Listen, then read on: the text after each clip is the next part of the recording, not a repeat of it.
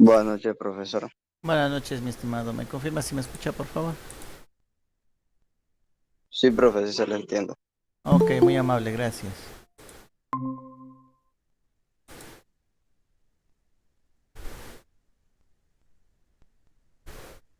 Buenas noches, profe. Buenas noches, compañero. Buenas noches. A ver, acabamos.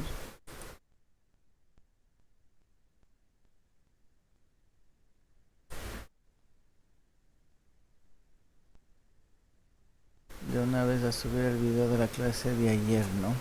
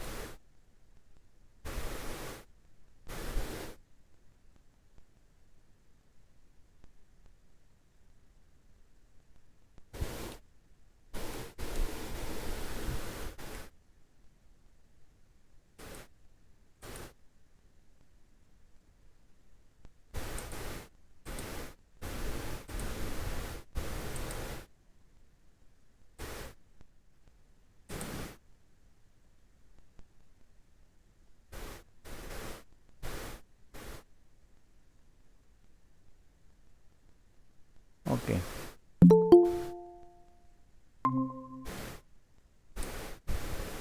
Listo, entonces vamos a continuar la clase, ¿no es cierto? Habíamos ayer hablado de los motores de inducción, ¿no? Los asíncronos. Sobre todo los tipo jaula de ardilla que habíamos dicho que son los más utilizados, ¿no? Los más empleados en la industria, en máquinas, herramientas y en todo lo demás, ¿no? Habíamos visto o habíamos hablado previamente de una particularidad en cuanto al arranque, ¿no? Al arranque todos los motores eléctricos necesitan vencer su propia inercia y sobre todo la inercia del sistema mecánico al cual está conectado. Acuérdese que un motor no funciona solo, ¿no? Un motor funciona acoplado ya sea a un ventilador, a una bomba, a un compresor. Entonces, esa carga mecánica, ¿sí?, hace que también la inercia de todo el sistema se vaya incrementando. Entonces, el momento que inicia, el momento que conecta usted el motor eléctrico, el motor va a tender a ir a valores nominales. ¿Qué es esto? Que va, se acuerda que dependiendo del número de polos, nosotros ya sabemos la velocidad a la que va a girar el motor, ¿no es cierto? Entonces, ya conocemos la velocidad a la que va a funcionar el motor, ya sabemos el, ese valor, entonces el momento que usted lo conecte al motor, el motor inmediatamente va a querer empezar a girar a esas revoluciones. Pero ¿cuál es el problema? Que le están frenando. ¿Quién le frena? La carga mecánica que está conectada a su eje, ¿no? Es el que le frena. Entonces, cuando existe ese freno mecánico, entonces el motor va a necesitar de mayor corriente para poder vencer ese torque.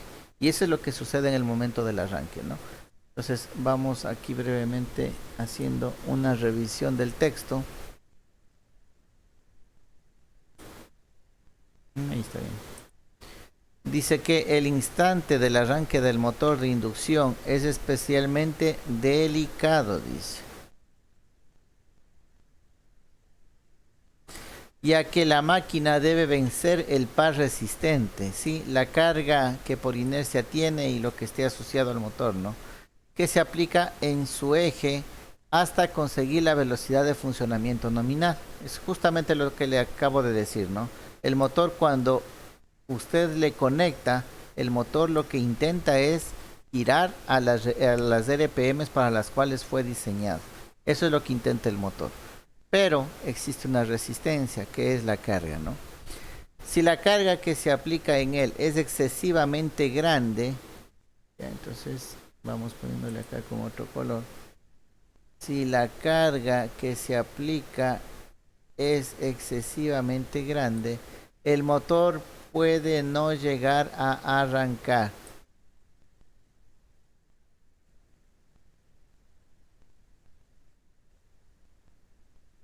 ¿Ya? Entonces, esta parte del arranque hay que tener mucho cuidado, ¿no? Mucho cuidado. Es bastante, como dice arriba, ¿no? Es delicado el asunto del arranque de un motor eléctrico.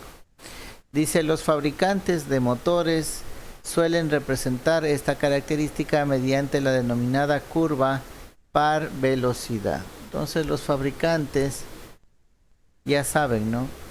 Y para cada motor, con las pruebas que ellos realizan, obtienen esta curva, ¿no? La curva del torque y la velocidad. Aquí podemos ver. Por este lado tenemos el par o el torque y por acá nosotros tenemos la velocidad. ¿Ya? La curva par velocidad. Entonces, si ustedes pueden ver, ¿no? En este punto la velocidad sería 0. ¿Ya? Y tiene un cierto valor de torque, ¿no? Un valor alto de torque. Estaríamos por acá. Ese es el torque de arranque, ¿no? Que nosotros tenemos. De ahí nos podemos ver que que va moviéndose, ¿no? Va moviéndose entre un par mínimo, un torque mínimo y un torque máximo. Ya hay un punto mínimo y un punto máximo, que después de vencer estos torques mínimos y máximos, ya recién acá llega al torque nominal de trabajo. Ustedes ven, aquí hay dos curvas, ¿no?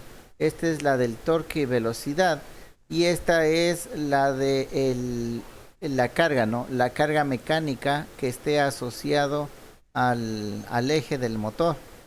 Entonces, ¿cuándo va a ser el punto ideal? Cuando estas dos curvas se cruzan, y el cruce de estas dos curvas es en este punto. ¿Ya? Aquí es lo ideal, aquí es donde nosotros debemos trabajar, en esta zona que acá abajo se le conoce como zona estable, ¿no? La zona estable de trabajo. Entonces, para llegar acá, ¿sí? El motor ha tenido que ir disminuyendo el torque e incrementándolo para alcanzar la velocidad que se necesita.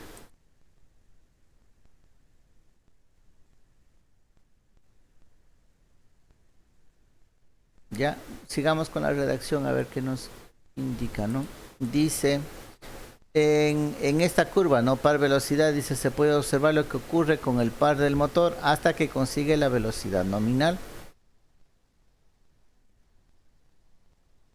Como se observa en las figuras, existe una zona inestable en la que el torque del motor pasa por diferentes valores. Aquí tenemos la zona inestable, ¿no? Entonces primero baja, luego sube, luego vuelve a bajar. Pues a eso se refiere, ¿no? Pasa por una zona de inestabilidad.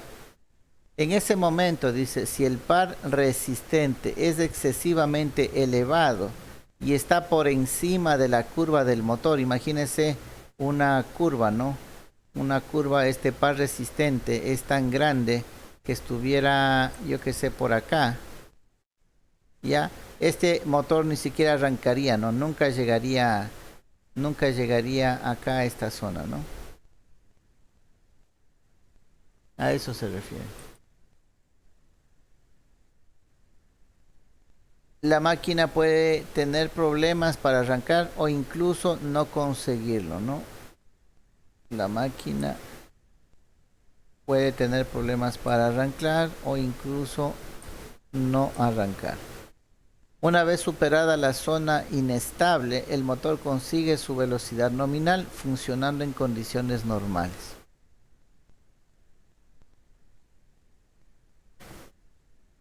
¿Ya? En la gráfica de acá de la derecha se suma una variable más, ¿no? Que es la corriente. ¿Ya? Entonces, miren, tenemos el torque en función de la velocidad, pero ahora también tenemos la corriente en función de la velocidad. Y es para que tengan una idea, ¿no?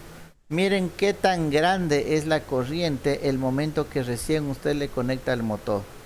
El momento que recién conecta el motor, la corriente va de 7 a 8 veces el valor nominal de la corriente, ¿no? O sea, si su motor tiene que trabajar con 10 amperios, en el momento del arranque le está consumiendo unos 70 amperios.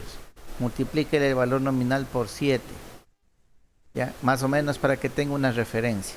Entonces, imagínese en el momento del arranque. Por eso es que cuando tenemos nosotros un taller donde prenden máquinas, motores, y usted vive al lado, usted ha notado que la iluminación se baja, ¿no? Se baja la iluminación porque el motor arrancó. Pero es solamente en el momento del arranque. Luego que arrancó ya la iluminación se vuelve a poner igual, ¿no? Es justamente por eso.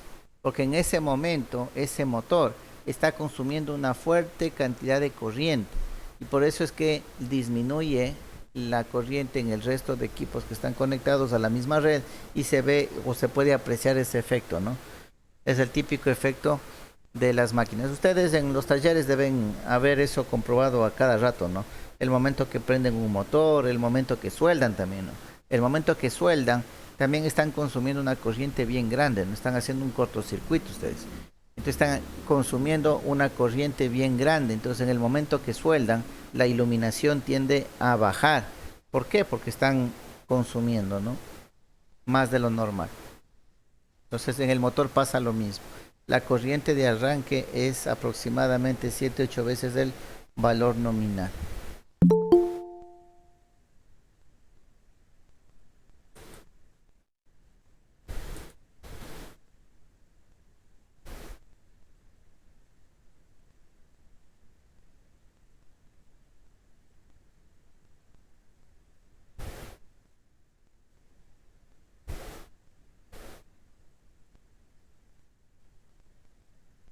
Ya, entonces miren aquí lo que nos indica, ¿no? Dice, vencer el par resistente en el momento del arranque, cuando el motor está a plena carga, produce una sobrecorriente cuyo valor es muy superior a la de la corriente nominal del motor. Ya, muy superior.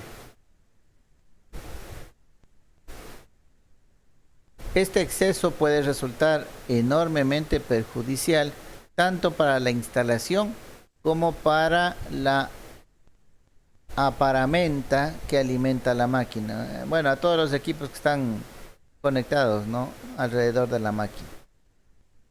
Ya, entonces este exceso de corriente es perjudicial. Imagínense si sus instalaciones eléctricas no están bien hechas, no tienen cable demasiado fino. El momento que arranque el motor, ese cable se va a recalentar. Se recalienta el cable, el aislamiento cada vez que se recaliente va a ser más débil y llegará un momento en el que ya el aislamiento no va a proteger y va a ser un cortocircuito, ¿no? El aislamiento se empieza a degradar, a quemarse y en algún momento puede hacer cortocircuito ese cable con otro cable que esté al lado o cualquier estructura metálica que esté alrededor, ¿no? Haciendo tierra. Entonces es perjudicial, ¿no? Dice, este efecto se enfatiza en los motores de gran potencia. Obviamente, ¿no? Mientras mayor es la potencia del motor, mayor va a ser la corriente. Acuérdense que la potencia del motor estaría dada por el voltaje y la corriente, ¿no? Y si sabemos que es de mayor potencia, la corriente va a ser mayor. Y si la corriente es mayor, multiplíquele por 7 y la corriente de arranque también va a ser mucho mayor, ¿no? Para evitar este efecto tan perjudicial, dice, se recurre a diferentes métodos en función del tipo del motor. ¿Ya? Entonces, este efecto de la corriente de arranque, ¿sí? Tiene que ser solucionado o solventado de alguna manera, ¿no? Y existen varios métodos para ellos. Vamos a analizar, ¿no?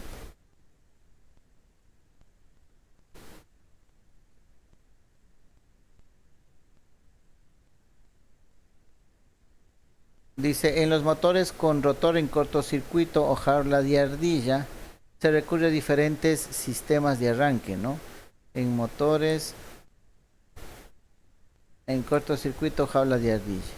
Y acá se utiliza lo que mencionábamos en la clase anterior, ¿no? El famoso arrancador estrella triángulo. Aquí está el famoso estrella triángulo, ¿sí? ¿Por qué? Porque en la conexión estrella la corriente que circula es menor, ¿sí?, que en la configuración triángulo. Entonces, al ser menor la corriente, si eso le multiplica por 7, también va a ser menor. Entonces, arrancarle en estrella y luego conmutarle a triángulo, entonces disminuiría, ¿no?, estos efectos de los picos de corriente en el arranque. O también el método, el arranque par winding que dice acá, o de devanados separados por resistencias estatóricas o por autotransformador. Estas de acá no son tan aplicables porque ya vamos a ver, tiene que usted intervenir en el circuito, ¿no? Y no hay ningún operador que se levante y diga, no, a ver, voy a arrancar suavemente el motor. Coge y empiece a mover circuitos eléctricos para que arranque mejor. El operador no hace eso, no, en ninguna industria. El operador lo único que hace es coge, aplasta el botón de encendido y se fue. Lo que suceda, el operador no tiene ni idea de cómo lo hace. Entonces, por eso no se le ve como métodos prácticos, ¿no? Ahora, si es usted que tiene conocimiento de los motores y usted va a hacer el arranque, de pronto usted sí podría hacerlo, ¿no? Mejorar esa situación. Pero para la persona que conoce. Por lo general en la industria los operadores solamente se dedican a la parte de operación, por eso es el nombre, ¿no?, general de la planta, más no de proteger o cuidar los equipos, ¿no? Entonces, el más común utilizado en el arranque para los motores en cortocircuito es el arranque estrella triángulo. En los motores de rotor bobinado, dice, es habitual el arranque denominado por eliminación de resistencias rotóricas. ¿Ya? Entonces, inicia colocándose resistencias, ¿no? Y a medida que va girando, estas se van desconectando, ¿no? De tal manera que la potencia llega a los valores nominales. Dice, en cualquiera de los casos, su estudio se sale de los objetivos de esta unidad, ¿ya? Analizar a profundidad esto no es competencia de su perfil profesional, ¿no? Basta con que sepan que el efecto de la corriente de arranque es perjudicial y tiene que ser tomado en cuenta, sobre todo en una instalación industrial, para que no ocasione ninguna otra afectación en otros equipos o en el propio sistema eléctrico, ¿no? Eso es importante. Es importante que usted sepa que en el momento del arranque el motor va a consumirle de 7 a 8 veces el valor nominal, ¿no?, de la corriente, y que existen métodos para minimizar esto en el arranque, ¿no? Entonces usted ya sabe, si tiene un motor ya de potencia, un motor grandecito, y usted quiere conectarlo en su taller, ya sabe, ¿no?, ya tiene presente, a ver, a este motor no le arranco directo porque me va a dañar el sistema eléctrico o los equipos que tengo alrededor. Entonces usted ya va a decirle al eléctrico, al encargado, al supervisor del taller, que compre un arrancador suave, ¿no? Un estrella triángulo es un equipo no tan complejo, tampoco costoso, y le puede ayudar en este tipo de minimizar estas corrientes, ¿no?, en el momento del arranque.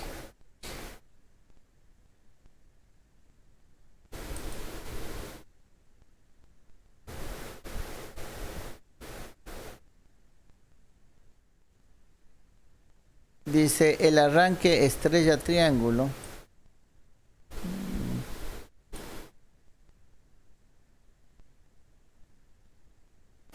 es desde hace tiempo uno de los más utilizados. Dice, aún así en la actualidad se están viendo sustituidos paulatinamente por sistemas electrónicos basados en arrancadores progresivos o variadores de velocidad.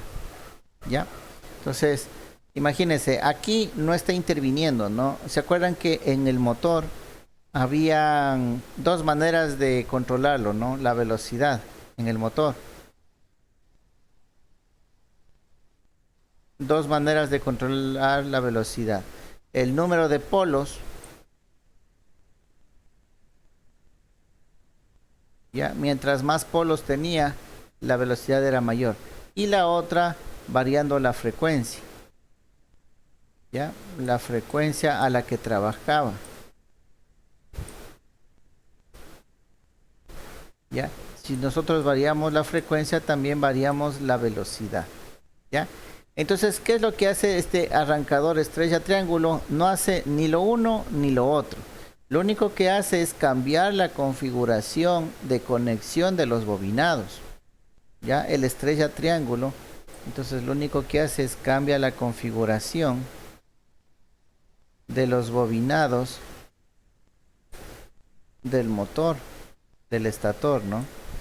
Entonces pasa de esto a esto de acá.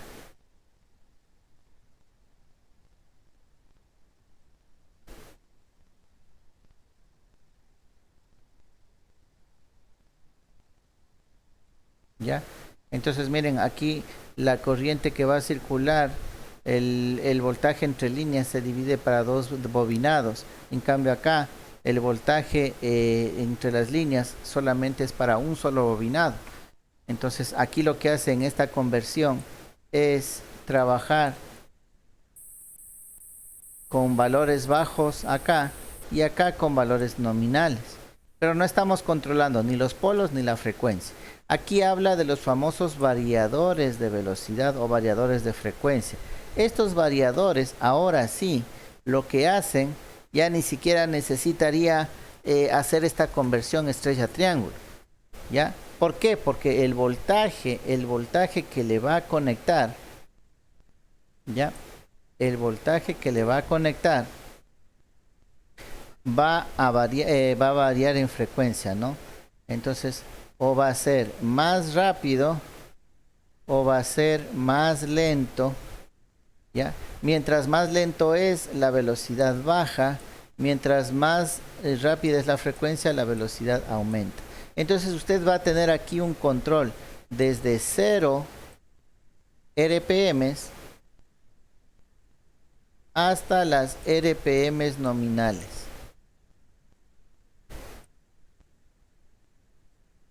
Entonces usted va a lograr un arranque suave. ¿Por qué? Porque va a empezar girándole al motor desde 0, va a empezar a girarle de a poquito y va incrementando la velocidad hasta llegar a la velocidad nominal. Entonces en ningún momento el motor pasa a RPMs nominales en un segundo. Al no suceder eso, entonces ya está usted eliminando el pico de corriente. Acuérdese que el pico de corriente nace porque el momento que usted conecta el motor tiende a girar a velocidad nominal. Por ejemplo, 1800 RPM o 3000 algo RPM. ¿Ya? Pongámosle 1800 RPM. Entonces, el momento que usted conecta, ese motor quiere girar a 1800 revoluciones por minuto. ¿Ya? ¿Qué logra con un variador de frecuencia? Que usted conecte el motor, pero empieza a hacerle que gire despacio. Una vuelta, 2 vueltas por segundo, 3 vueltas por segundo, y va incrementando. Entonces, al no haber ese cambio brusco de 0 a 1800 RPM, entonces ya no se genera ese pico de corriente. Por eso es que dice, ¿no? El arrancador estrella triángulo es versátil, es económico, de los más utilizados, pero hoy por hoy, como se está automatizando todos los talleres, las industrias, y la automatización requiere un control completo del motor, entonces se está optando por los variadores de velocidad o variadores de frecuencia, ¿ya? Entonces, al tener este variador en el que usted puede controlar la velocidad del motor desde 0 hasta los valores nominales, también está logrando eliminar este pico de corriente que se genera el momento del arranque, ¿ya? Entonces como que mata 2 pájaros de un tiro, ¿no? está teniendo un control completo sobre la máquina y está eliminando los picos de corriente de arranque, ¿no? Eso para que le tengan, ¿no? Como métodos para disminuir los picos de corriente. El estrella triángulo, si es que usted tiene una máquina que prende y apaga, ¿no? Esta puede ser, yo que sé, en una bomba, por ejemplo, en una bomba de agua que abastece a un edificio, ya el sistema de agua. Entonces esas bombas ya tienen su potencia, ¿no? Un poquito grande. Y ahí sería bien aplicable este arrancador estrella delta, porque en un bombeo no necesita usted controlar la velocidad de la bomba, sino que arranque y funcione y nada más. Entonces ahí sigue siendo aplicable hasta la actualidad esto. Pero ahora, si es que usted tiene, por ejemplo, algún motor en el que usted ejerce algún tipo de control, por ejemplo, el control de alguna válvula, ya que se vaya cerrando. Una válvula no es que abierta y cerrada, no, está abierta y se va cerrando, o está cerrada y se va abriendo, o sea, no existe un cambio inmediato. Entonces usted ahí puede controlar la velocidad de esa apertura y cierre, ¿no? Ahí sí es importante tener este variador de velocidad. O en los sistemas de bombeo igual, ¿no? Pero en sistemas de bombeo ya industriales, en los que se requiere ciertas características específicas, ¿no?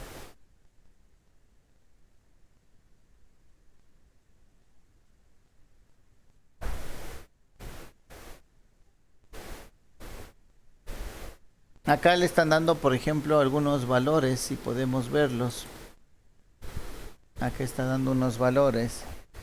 Dice de la potencia del motor y la constante, ¿no? A ver, dice, se establece que la constante máxima de proporcionalidad entre la intensidad de corriente de arranque y la de plena carga en motores de corriente continua debe ajustarse a los siguientes valores. Esto es para motores de corriente continua, para los motores en DC. Miren, para un motor en DC, si el motor está entre una potencia de 0,75 kilovatios a 1,5 kilovatios, la corriente en el momento del arranque es 2,5 veces la corriente nominal. Verán que estamos hablando de motores DC, no de estos de acá, ¿no? Los que estamos viendo acá son de corriente alterna.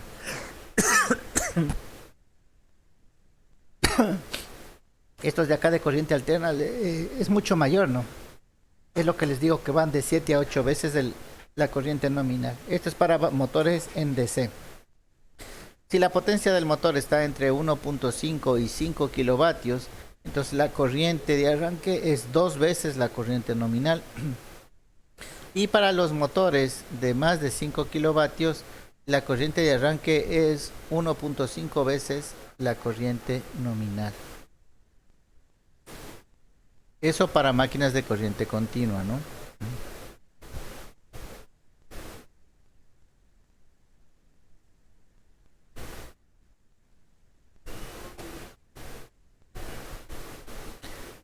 Ok, entonces continuando con la revisión de la máquina como tal, ya habíamos visto, ¿no? Los circuitos magnéticos, los circuitos eléctricos.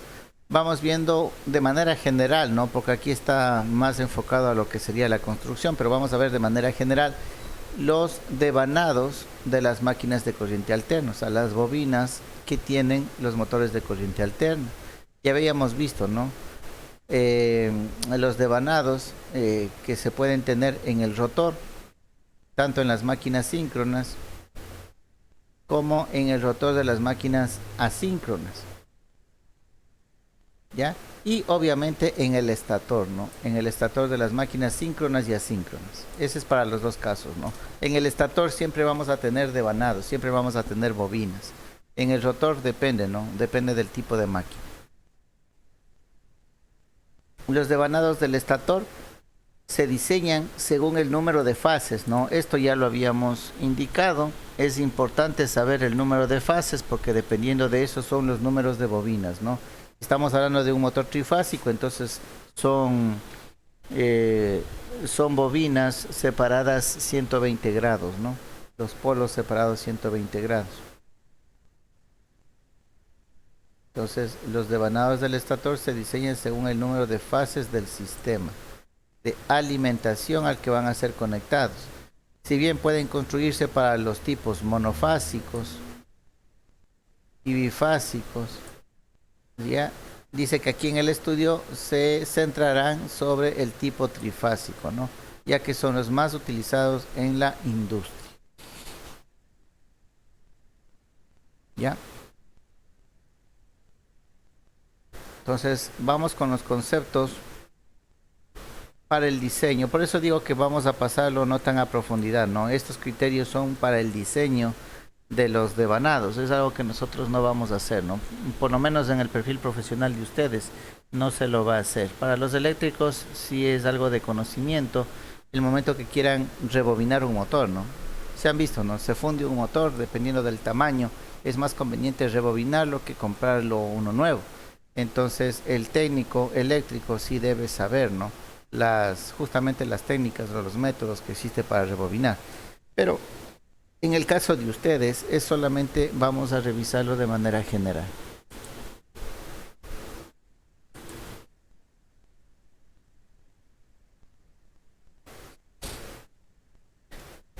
Ya, ¿cómo se van armando las bobinas?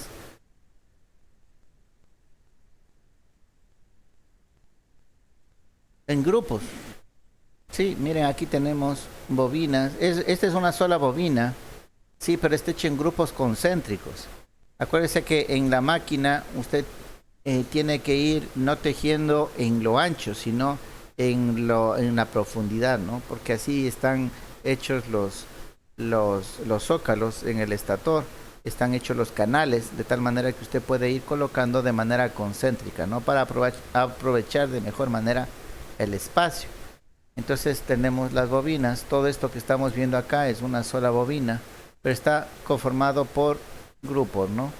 Grupo de varias. Y a la final tiene solamente dos terminales, los dos extremos del cable, nada más, pero está en una forma de grupo.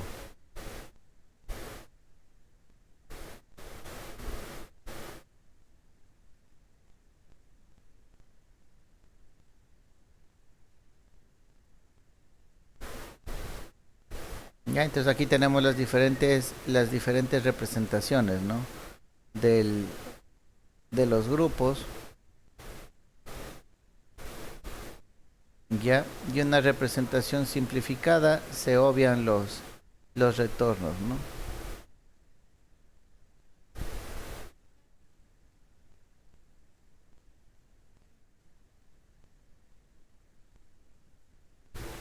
Entonces, en estos tipos de devanados dice que los más representativos, dice, son dos tipos, ¿no? Los concentrados y los distribuidos. ¿Ya? El concentrado, dice, son aquellos en que cada polo se forma con una única bobina arrollada sobre la pieza polar. Ya, entonces toda la bobina, una sola bobina en una pieza polar, ¿no? Ese sería el concentrado. En el sistema utilizado, dice, para el devanado de excitación de las máquinas de corriente continua y también para el devanado del inductor de las máquinas síncronas, basada en rotor de polos salientes. ¿Ya? En cualquiera de esos dos casos se utiliza este tipo de devanado, ¿no? El concentrado. Y los devanados de tipo distribuidos, que vienen a ser estos de acá, ¿no? Ya no está todo en una sola, sino que está distribuido a lo largo de toda la estructura, a lo largo de toda la armadura, ¿no?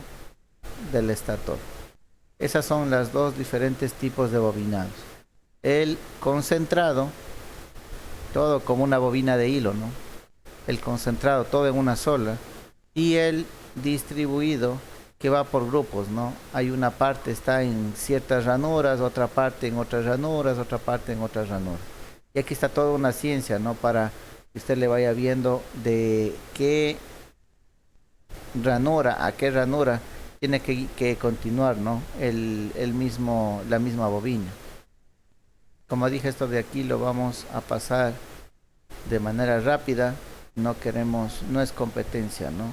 De la asignatura profundizar en esto.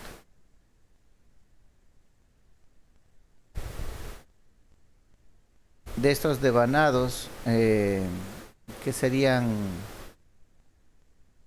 distribuidos, hay de dos tipos, ¿no? Los concéntricos y los excéntricos. Concéntricos vamos girando hacia el centro, ¿no? Y los excéntricos van girando en agrupación hacia afuera, ¿ya?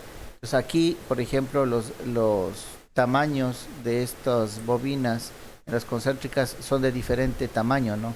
El de afuera es más grande, el de cada vez más adentro es más pequeño en cuanto a tamaño. En cambio, los excéntricos no, todos son del mismo tamaño porque no están uno dentro de otro, sino uno al lado de otro, ¿no?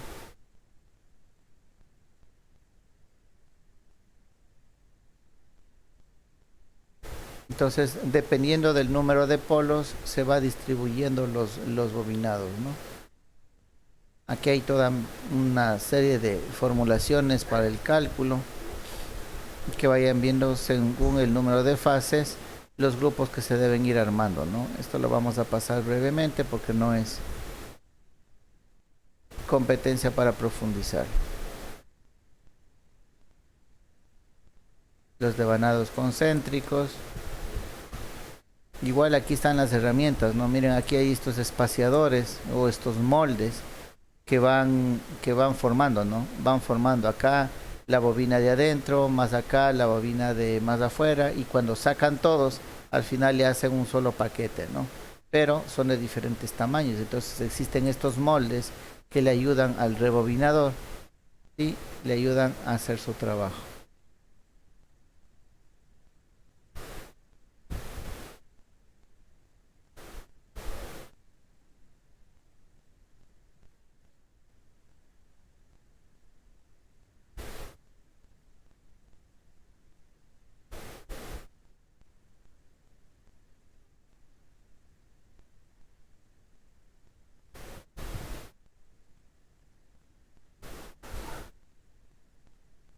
Aquí está todo lo que debe saber para el proceso de diseño, ¿no? De los devanados. Si es que a usted le interesa esta parte de aquí, puede revisarlo más detenidamente, ¿no? En la guía de estudio está el proceso paso por paso que debe usted realizar para la construcción, ¿no? De los devanados. También hay, creo que un ejemplo, sí, un ejemplo con valores. Entonces usted puede de mejor manera ir entendiendo, ¿no? Cómo tiene que ir elaborando los bobinados de un motor y cómo los va distribuyendo también, ¿no? La idea es llegar a esto, a lo que tenemos acá en la imagen, ¿no? A ir colocando los diferentes bobinados distribuidos en todo el estator, ya para que se vayan generando los polos para los que fue diseñada esa máquina, ¿no?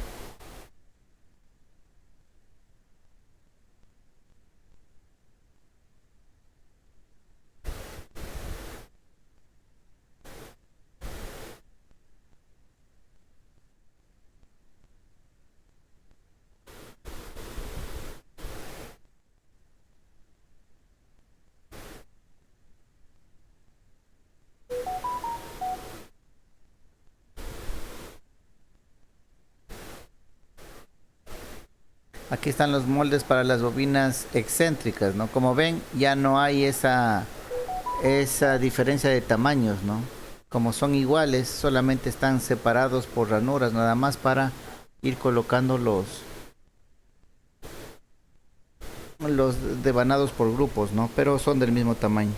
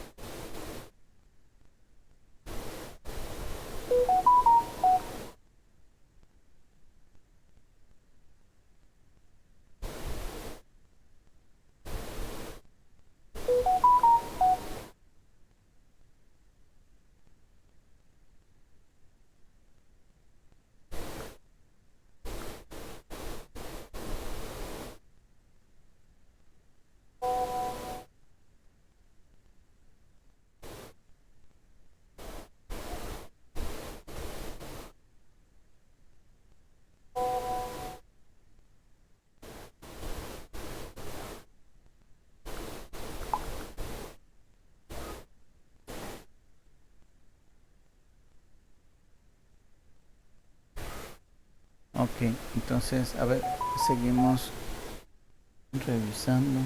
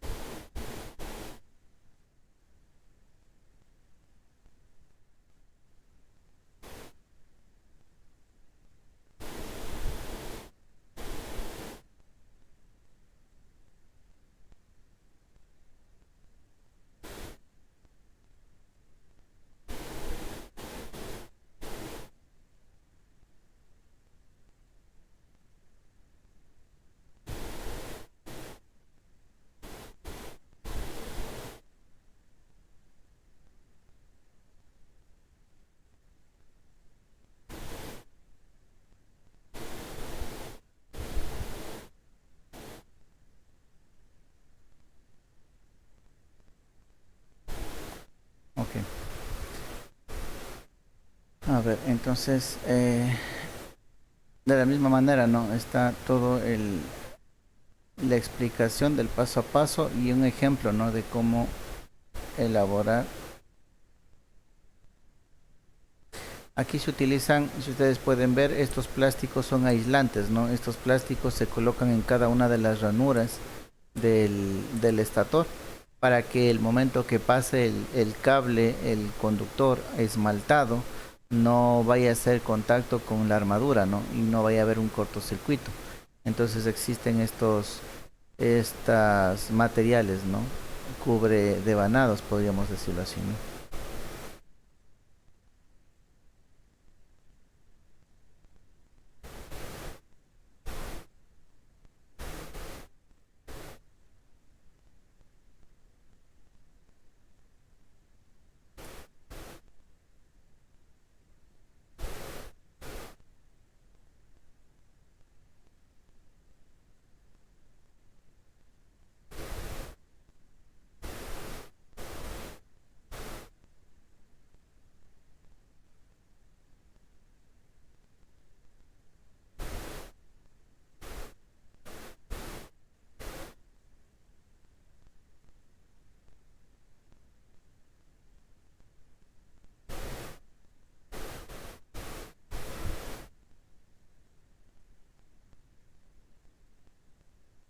Ok, en resumen de lo que se ha visto acá de las máquinas de corriente alterna, de un resumen general de esta unidad, tenemos el principio de funcionamiento, ¿no? Y la clasificación de las máquinas de corriente alterna.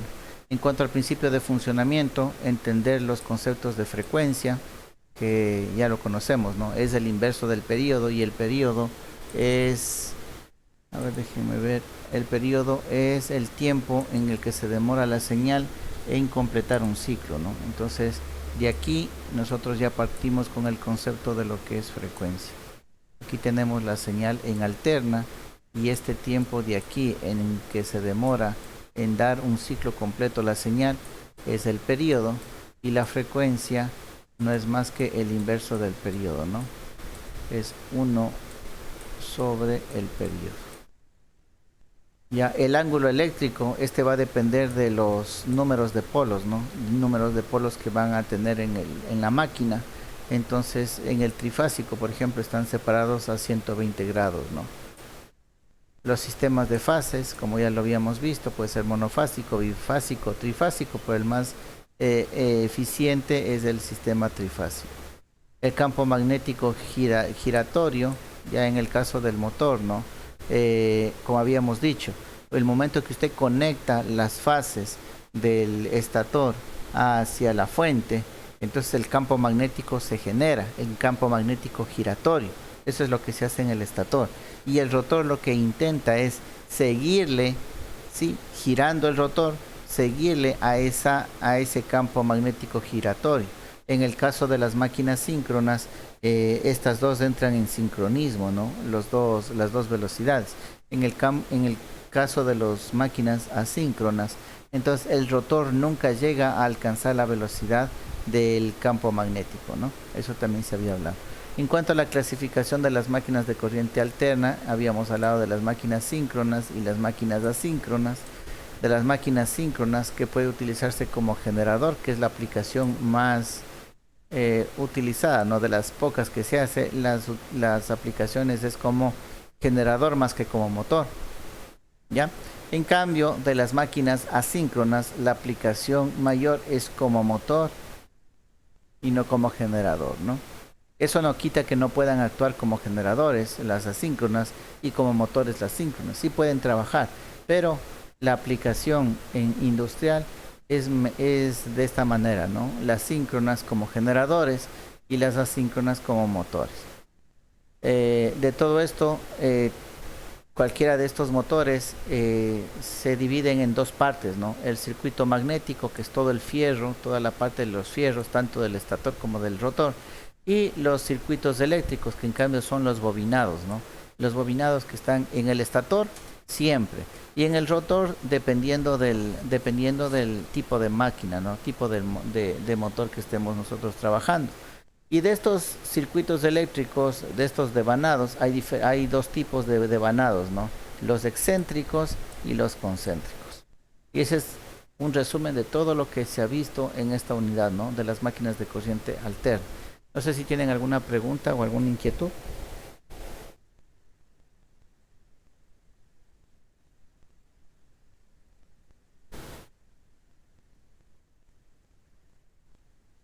No. De parte de nada. Ok.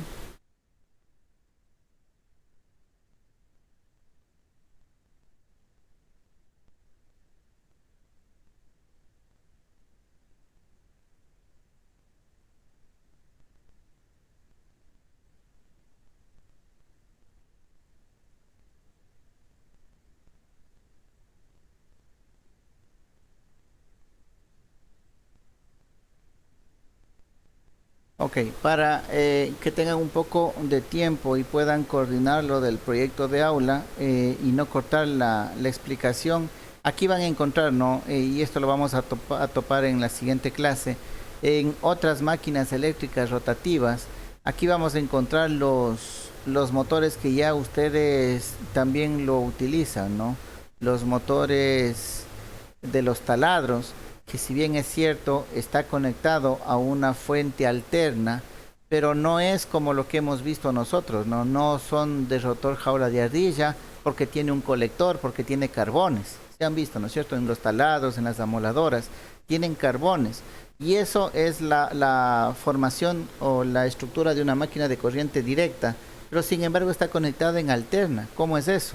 Es porque es un motor especial, ¿no? Un motor universal, uno que mezcla las dos construcciones, ¿no? La de una máquina DC y la de una máquina DC y AC, ¿no? Entonces, eso es lo que se va a explicar, más también otros tipos de motores que existen, ¿no? Vamos a ver los motores con condensador, vamos a ver para qué sirve el condensador, ¿no? En el motor, qué es lo que hace, ¿sí?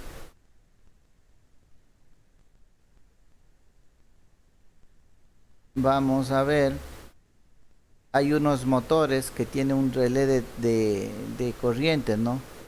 Un relé conecta en un momento del trabajo y desconecta para otro momento, ¿no? Entonces vamos a ver cómo funciona ese tipo de motor, esa configuración. El motor de espira, por ejemplo, estos motores de aquí ustedes ya son más familiares, ¿no? Esto ya se lo ha visto en ventiladores, por ejemplo, en los ventiladores que utilizamos en nuestras casas, ¿ya? Sale de lo convencional, de lo que hemos visto actualmente, ¿no?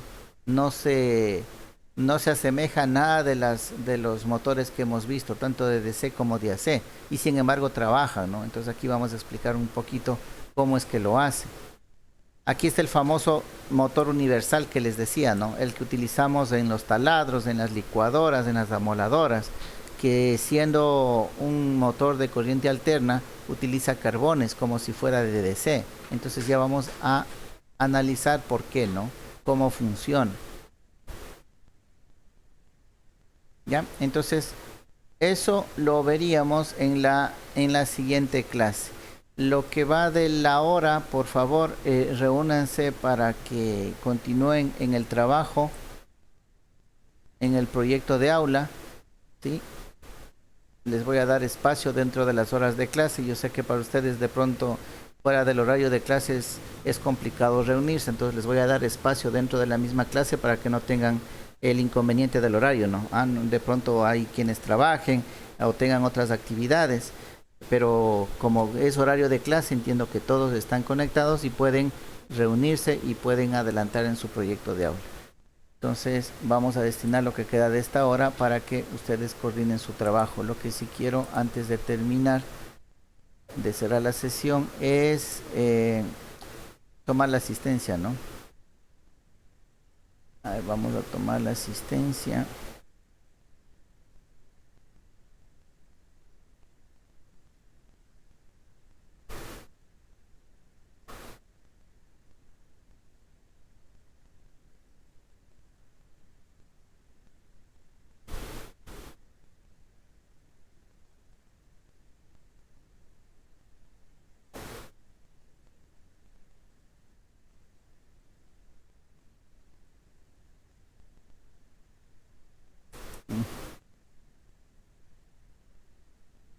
Está lento el sistema.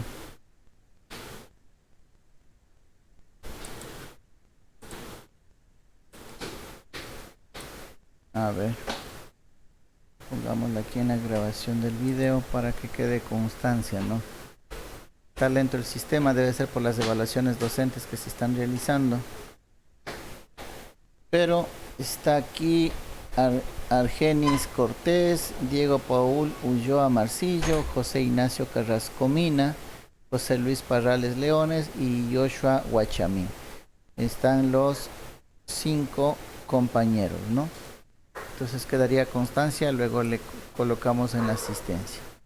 No sé si tienen preguntas, inquietudes, jóvenes. ¿Alguna pregunta en cuanto al proyecto? Los materiales. ¿No? Ya, de pronto también, a ver, ya volvió ya se conectó. De pronto también una idea para lo que me mencionaba el día de ayer de las puntas, ¿no? En una ferretería, de pronto mírele, ¿no? Hay unos pernos que son de bronce, hay unos pernos que son de bronce o de cobre. Entonces también puede ir por ese lado, ¿no? De ir a los centros donde venden estos materiales, ya, y puedan adquirir. Creo que un perno ya les sirve como las puntas, ¿no? De hecho, tendría la parte donde sujetarse a la estructura y la otra parte para que le esmerile y le haga como punta, ¿no? Y pueda hacer la suelda correspondiente de punto. No sé, es una idea, ¿no? Lo que normalmente han utilizado los otros compañeros en las otras asignaturas ha sido la varilla Copperwell, pero porque son eléctricos y de pronto tienen a la mano, ¿no? De pronto ustedes no se manejan en ese círculo y de pronto no tendrían acceso a esas varillas. Entonces, como alternativa podrían ser esos pernos, ¿no? Hay pernos de bronce y de cobre que ustedes pueden adquirir, ¿no? A ver, me responde a la lista, por favor. Carrasco Mina José. Presente, profesor. Gracias. Cortés Jofre. Presente, profe. Gracias. Guachamín Joshua. Si está. Presente, profe. Gracias. Oviedo Rojas Iliana. La compañera es la que no está. Parrales Leones José. Presente, Si profesor. está. Gracias. Ulloa Marcillo Diego. Presente, profesor. Gracias. Y Vázquez Vélez Alfredo Antonio. Parece que no está, ¿no? Listo. Ok, eso sería entonces. Eso en cuanto a las puntas, ¿no? Que me estaban comentando el otro día. El cable, no sé si tuvieron dificultades, el cable de baterías, ¿no? El cable que se utiliza para las baterías de los vehículos. Puede ser reciclado también de alguno de estos chatarreros de vehículos, ¿no? De sistemas eléctricos de vehículos. ahí tienen, ¿no? Es el cable que conecta a la batería o el que conectan también el motor de arranque, ese tipo de cables, ¿no? De pronto para que no vayan a estar comprando lo nuevo. No sé qué otra parte más. El transformador del microondas me decían que ya estaban consiguiéndolo, ¿no? Ya lo conseguimos. Ya. Quiero parar el video. Ok. De eso nada más la precaución que les decía, ¿no? Fíjense bien qué bobinado es el que tienen que sacarlo y el momento que lo saquen no le vayan a raspar al otro bobinado, ¿no? Porque donde le lastiman el esmalte del bobinado, ahí les va a hacer cortocircuito. Entonces, no golpearlo, no rasparlo, ¿sí? Y solamente trabajar en el bobinado. Hay unos bobinas de transformadores que tiene el devanado arriba, el devanado abajo y hay un cable en la mitad de los dos. Ese cable también es como una vuelta, ¿no? Es un cable, es un sensor, creo que es de corriente o temperatura que tienen ahí. Ese no sirve, no sirve para el proyecto, entonces puede también sacarlo. Van a encontrarse con un cablecito en medio de los dos devanados.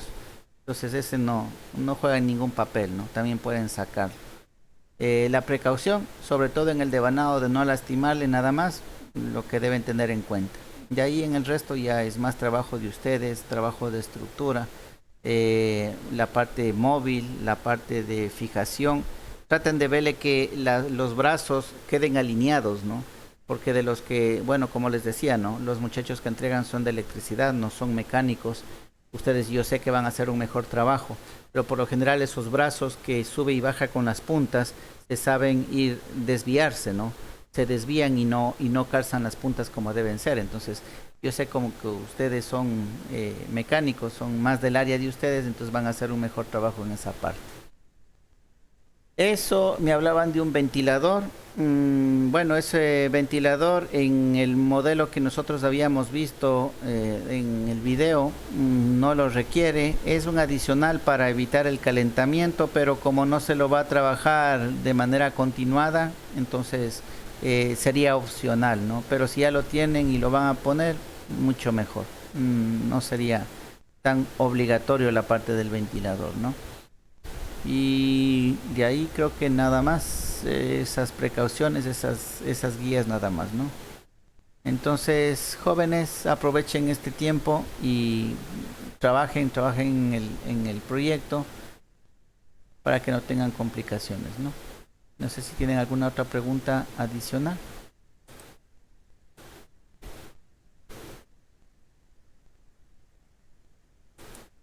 No hay ni parte, profesor. No se lo comparto. No, ok, listo, jóvenes, entonces nos vemos la próxima clase, ¿no? Trabajen en el proyecto, cualquier duda me la hacen por el WhatsApp, ¿no? Por el grupo. Listo, jóvenes, que tengan una buena noche, nos vemos la próxima clase. Gracias, profesor.